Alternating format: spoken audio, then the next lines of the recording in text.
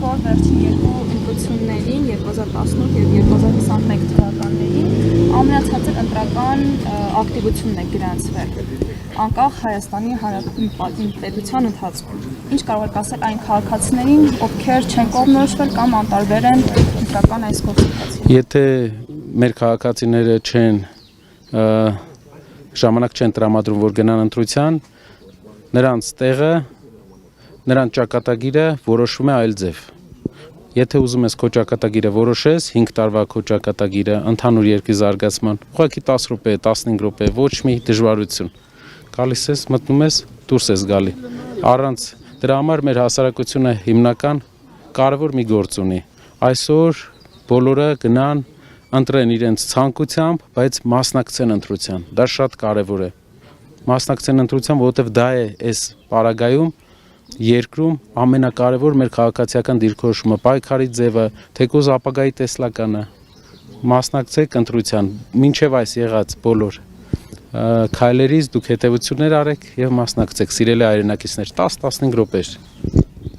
Եվս մեկ հարց։ Պարոն Կարապետյան, ոչ պաշտոնական տեղեկություններ կան, որ արտերկրից, մասնավորապես Ռուսաստանից,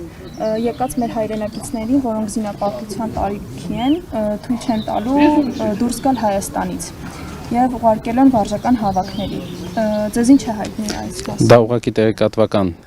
ինչ-որ հնարքներ են կիրառում, որպեսզի մարդկանց մասնակցությունը ընտրություններին նվազեցնեն։ Բոլոր Հայաստանի քաղաքացիները իրավունք ունեն ընտրություններին մասնակցեն, դա իրենց համանդրական իրավունքն է, ոչ մեկ իրավունք չունի խոչընդոտի։ Իշխանությունը ուզում է այնպես անի, որ քիչ մարդ մասնակցի ընտրություններին, երբ որ մեր բոլոր հայրենակիցները մեծ մասը մասնակցեն ընտրություններին, դա է լինելու իսկական կամ արտահայտությունը։ Դա եւս մի ապացույց է, որ ցանկանում են, որ քիչ մարդ մասնակցի։ Բոլորս մասնակցենք, մեր կարծիքը հայտնենք եւ այդ ժամանակ տեսնենք մեր ժողովրդի իրական կարծիքը, բոլորը կտեսնեն։ Շնորհակալ եմ, ապրեք շատ։ Thank you so much. Good luck. Երկրորդ հարցին։ Ես հասկացա, մեկ ասեք, որ ապացույց չկա։ We can ask the second question again. I can translate. Okay. Very nice. How do you comment on the allegations of Russian interference in your party? Դա ուղղակի իշխանության տեղեկատվական հնարքներն է։ Մենք տեսնում ենք, որ Թուրքիայի արտաքին գործերի նախարարը ուղիղ ձևով աջակցություն է հայտնել այս իշխանությանը, ինչը խախտում է Հայաստանի ներքին գործերի մեջ եւ մասնակցություն է Հայաստանի ներքին process-ներին։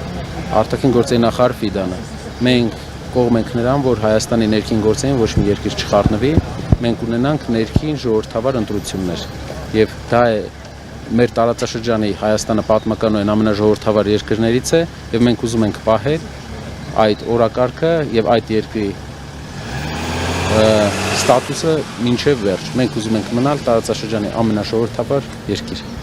Շնորհակալ եմ։